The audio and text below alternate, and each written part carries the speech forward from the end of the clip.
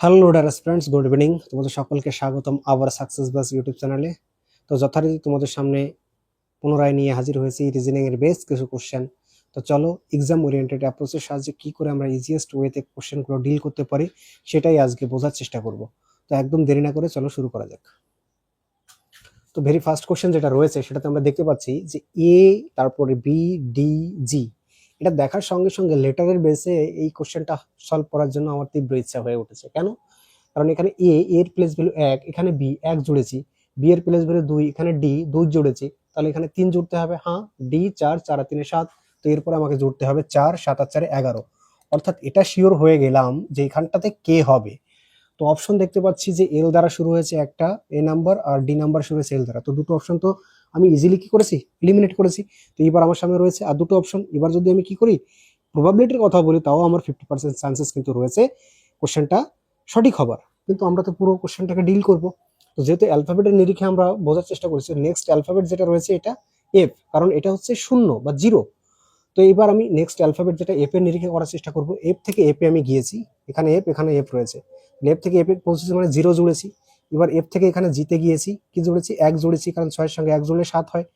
এবার এখানে কি রয়েছে, 7, 7 থেকে এখানে গিয়েছি 9, অর্থাৎ 2 জুড়েছি। তো নেক্সট অপশনে আমি কি জুড়বো, নেক্সট আমি 3 জুড়বো, অর্থাৎ 9 আর 3 যোগ করলে কত হবে, 12। কত হবে বলো, 9 আর 3 যোগ করলে আমার হবে কত, 12। 9 আর 3 যোগ করলে 12, অর্থাৎ এখানটাতে হতে হবে এল। আর এখানে রয়েছে এল, এখানে রয়েছে এম, অর্থাৎ B for Bombay will be the right answer. আমি কি তোমাদেরকে বোঝাতে পারলাম যে কি করে শুধুমাত্র অ্যালফাবেটের নিরিখে আমি কোশ্চেনটাকে সলভ করলাম? তো চলো নেক্সট কোশ্চেন আমরা অ্যাটেম্প্ট করি। নেক্সট কোশ্চেন রয়েছে 41, 123, 82 কোশ্চেন মার্ক। এবার এখানে যদি দেখি যে 3 দ্বারা মাল্টিপ্লাই করি তবে কিন্তু এটা হচ্ছে 3 ওকে 3, 3 4 12। তবে এটাকে 3 দ্বারা মাল্টিপ্লাই করতে হবে, 3 2 6, 3 8 24। কিন্তু বাবু এ ধরনের কিন্তু কোনো অপশন নেই। তো কি করতে হবে, আমাদের যে থিঙ্কিং রয়েছে সেটাকে একটু মডিফাই করতে হবে। আচ্ছা, এখানে 3 দ্বারা তো গুণ করেছি, 3 দ্বারা গুণ করলেই এটা হচ্ছে, কিন্তু কোন তত্ত্বের উপর বা কোন লজিকের উপর বেস করে এখানে 3 দ্বারা গুণ করেছি? হ্যাঁ, এটা হতে পারে যে এখানে 4 আর 1 এর ডিফারেন্স কত, 3। 4 আর 1 এর ডিফারেন্স হচ্ছে 3।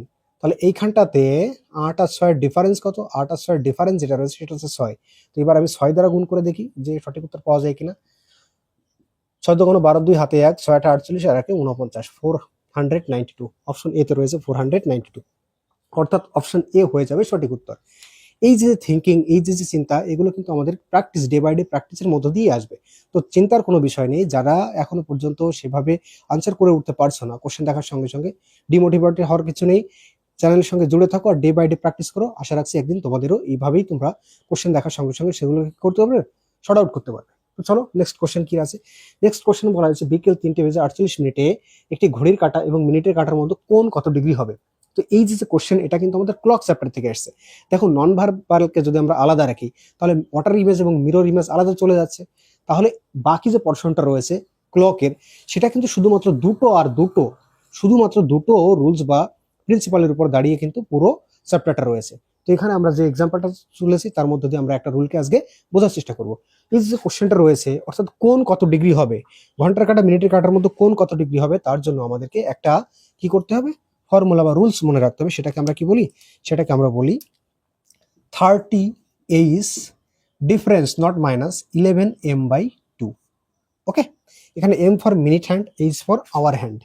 এবার এটাকে কি করতে হবে, এটাকে মাল্টিপ্লাই করে সলভ আউট করলেই আমরা কোশ্চেন আনসার পেয়ে যাব। চলো, তো এটাকে দেখি আমরা কি করতে পারি।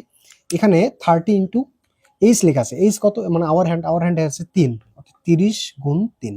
ওকে, ডিফারেন্স 11 গুণ মিনিট আছে কত, 48/2। চলো এবার আমরা কি করব, এবার 11 ইন্টু 48 করার চেষ্টা করি। 11 ইন্টু 48। ওকে, তো 1 দ্বারা যদি আমি গুণ করি কত হবে, 48। এবার 0 বসালাম, ফের আবার যদি 1 দ্বারা গুণ করি 48 হবে। 8, 8 আর 4 12, 2 হাতে আমার 1, 4 আর 1 5, অর্থাৎ 500 কত হবে, এখানে দেখতে পাচ্ছি 528। এবার কি করতে হবে, আমাকে 528কে ভাগ করতে হবে 2 দ্বারা। ওকে, তো এখানে দেখলাম আমরা পেলাম 528/2। এবার কি করব, এবার আমাকে করতে হবে 3কে যদি 30 দ্বারা গুণ করি তবে হবে 90 ডিফারেন্স। এবার এটাকে কি করবো, 528কে আমার 2 দ্বারা ভাগ করতে হবে। তাহলে 2 দ্বারা যদি 5কে ভাগ করি, 2 দুগুণ 4, হাতে 1, 12, 6 দুগুণ 12, 4 দুগুণ 8। ওকে, এটা ডিফারেন্স কিন্তু -9। ডিফারেন্স আর মাইনাসের ভিতরে পার্থক্য কি, ডিফারেন্স মানে বড়টা থেকে ছোটটা বিয়োগ করা। ওকে, তাহলে এখানে বড়টা যেটা আছে 264 থেকে যদি আমি 90 বিয়োগ করি তাহলে আমার উত্তর হবে কত? 174 ডিগ্রি। এবার অপশন সি তে রয়েছে 174 ডিগ্রি। এবার এটা কি আমি তোমাদেরকে বোঝাতে পারলাম? এবার এটা শেখার সঙ্গে সঙ্গে আমাদের আরেকটা জিনিস শিখতে হবে, সেটা হচ্ছে মাল্টিপ্লিকেশন অফ 11, অর্থাৎ 11 দ্বারা কি করে কোনো নাম্বারকে ইজিয়েস্ট ওয়েতে গুণ করা যায়। চলো সেটা একবার আমরা একটু দেখে নিই। এর সঙ্গে সঙ্গে দেখো, এটা লেখা আছে কত? 12। এটাকে যদি আমি 11 দ্বারা গুণ করি তবে কি হবে বলো তোমরা একবার? 12কে যদি 11 দ্বারা গুণ করি তবে কি হবে? এটা ইজিলি এখানে একটু করার চেষ্টা করি। 12 ইন্টু 11, 2 একে 2, এককে 1। আবার এখানে কি হবে? এককে 1, সরি 2 একে 2, এককে 1। তাহলে এখানে 2, 2 এর একে 3, 132 পাচ্ছি আমরা। 132, 132। কিন্তু এটাকে ইজিয়েস্ট ওয়েতে কি করে সলভ করবো? এভাবে নয়, দেখো এখানে ইউনিট ডিজিটে যেটা আছে সেটা লিখো 2। এবার এই দুটোকে যোগ করে 2 এর একে যোগ করলে কত? 3। ওকে, এবার একের পরে কোনো সংখ্যা আছে নেই, সেটাকে বসিয়ে দিলাম। তাহলে কত আছে? 132। তাহলে এভাবে কিন্তু মাল্টিপ্লিকেশন করা সম্ভব। এবার নেক্সট কোশ্চেন যেটা আছে সেটাকে আমরা বোঝার চেষ্টা করি। নেক্সট কোশ্চেন যেটা আছে, যদি P2 P3 Q equal to 1 হয়, সরি 7 হয়, তাহলে এখানে আমি কি করে এটাকে 7 করতে পারি? দেখো 3 দুগুণ 6 আর আগে 7 হয়, তার মানে এখানে P কে গুণ হিসাবে ধরা হয়েছে, Q কে অ্যাড হিসাবে ধরা হয়েছে। এটাও কি সেম প্রিন্সিপালের উপরে রয়েছে?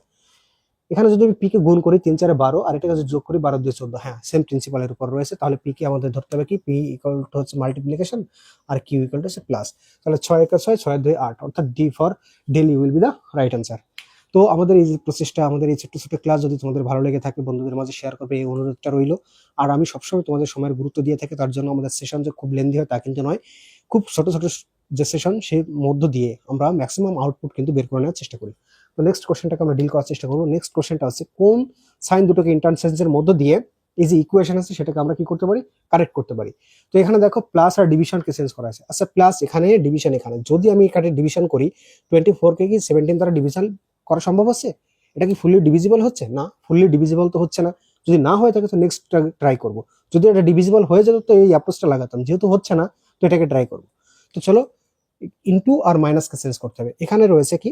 ইনটু, এখানে রয়েছে মাইনাস। আচ্ছা, এখানে যদি আমি ইনটু করি 5 গুণ 24 হবে 120, তাই তো?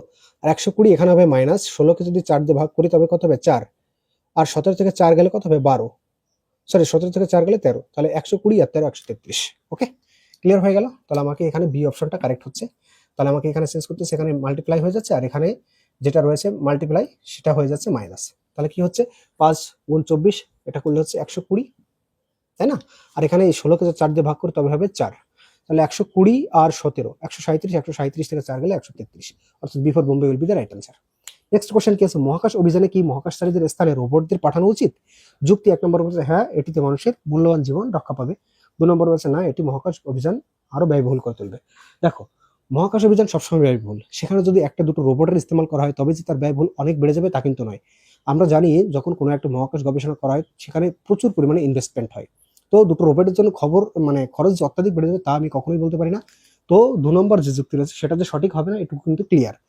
আর 1 নম্বর যেটা রয়েছে সেটা হচ্ছে মানুষের জীবন কিন্তু বাঁচানো সম্ভব হবে। হ্যাঁ, মানুষের জীবন অতীব মূল্যবান। আর আমরা জানি যখন এই ধরনের এক্সপেরিমেন্ট হয়ে থাকে তখন কিন্তু আমরা অনেক মূল্যবান প্রাণ আমাদের যেতে দেখেছি।